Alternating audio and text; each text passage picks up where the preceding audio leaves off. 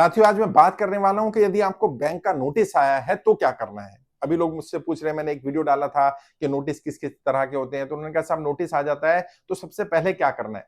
मैंने पहले भी कहा है, मैं आपको फिर बता रहा हूं, कोई नोटिस फांसी का फंदा नहीं होता जब तक कि आप नोटिस को पढ़कर उसका सही जवाब ना दें, उसका रिप्लाई ना करते रहें।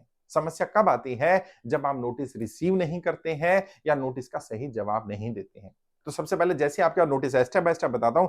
नोटिस आया आपके पास, बैंक का नोटिस है, कोर्ट का नोटिस है, वकील का नोटिस है, किसी कैटेगरी का है। आपका चेक बाउंस हो गया तो 138 का नोटिस आएगा आपको। अगर आपका सरफेसी एक्ट में है तो 13(2) 13(4) का नोटिस आ सकता है। ईएमआई बाउंसिंग का नोटिस आ सकता है। आपकी ईएमआई डिले हो गई है, लेट हो रही है, आपका सरचार्ज लग गया है, उसका नोटिस आ सकता है। किसी भी तरह का नोटिस हो, वारंट निकल गया तो कोर्ट का नोटिस हो सकता है।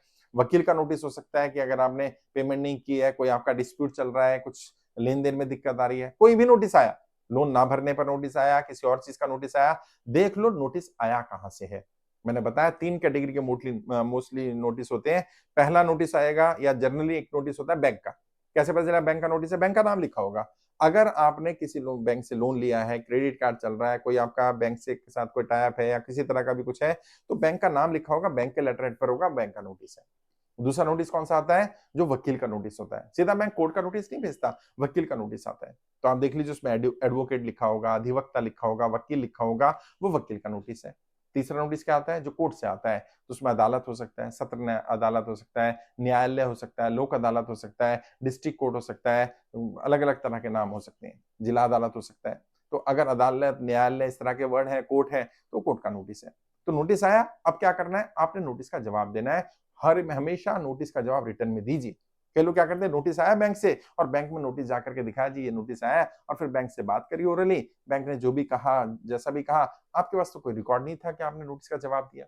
कल बैंक मुकर सकती है कि आपने नोटिस का जवाब नहीं दिया था। आप रिटर्न में बात करिए, बैंक ने रिटर्न में बात किया, आप भी रिटर्न में बात करिए। अगर बैंक मैनेजर आपका दोस्त है, जानने वाला है, खास है, तो भी रिटर्न में लेटर लेकर के जाइए, उसको रिसीविंग करवाइए, उसको अपनी बात लिख दीजिए और ओरली भी बता दीजिए।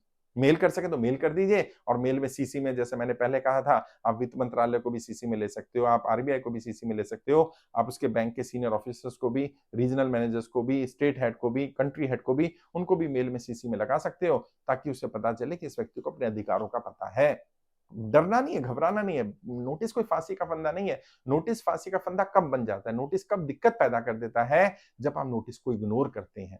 बैंक का कोई भी नोटिस सीरियसली लेना होता है। इतना सीरियसली भी नहीं कि आत्महत्या कर लें, गलत कदम उठा लें, लेकिन इतना भी नहीं कि नोटिस आया फाड़ के फेंक दिया, नोटिस आया रिसीव नहीं किया। कई लोग कहते हैं साहब मैं जहां रहता था ना, पुराना एड्रेस था, वहां नोटिस आ रहा होंगे, मैं तो ध्यान नहीं दे रहा। अरे भाई, नोटिस नहीं लोगे तो बैंक का नोटिस नहीं लोगे, बैंक वकील का नोटिस भेजेगा, नहीं लोगे फिर वकील का नोटिस आएगा, फिर नहीं लोगे तो कोर्ट का नोटिस आएगा, अच्छा फिर भी नहीं लोगे, फौरन निकलेगा, पुलिस आएगी, अरेस्ट करेगी। क्यों ऐसी मनोज दिन का इंतजार करना? क्यों ऐसी नौबत लेकर के आना कि पुलिस आए, आपको अरेस्ट किया जाए, अरेस्ट वारंट निकले? बेहतर क्या होगा? नोटिस आया, नोटिस का जवाब दीजिए। और अगर वकील का नोटिस है तो वकील के थ्रू जवाब दीजिए, कोर्ट का नोटिस है तो खुद जाइए, वहां जाकर जवाब दीजिए।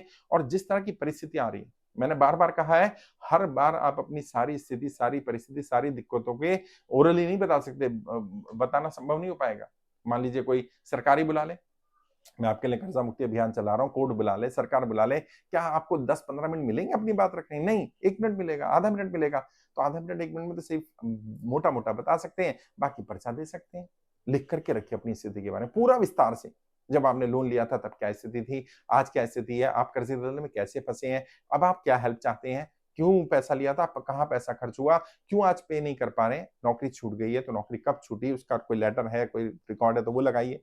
अगर व्यापार करते थे, व्यापार में तरक्की रुक गई है, व्यापार बंद हो गया किसी और कारण से, नोटबंदी, जीएसटी, लॉकडाउन, सरकार की कोई नीति, उसके बारे में लिखिए, उस नीति से क्या इफेक्ट पड़ा, अब आप क्या हेल्प चाहते हैं, ताकि कम से कम एक बार्गेन करने का, बातचीत करने का कोई विकल्प, कोई ऑप्शन तो मिले कि व्यक्ति फंस गया है और अब व्यक्ति बाहर निकलना चाहता है।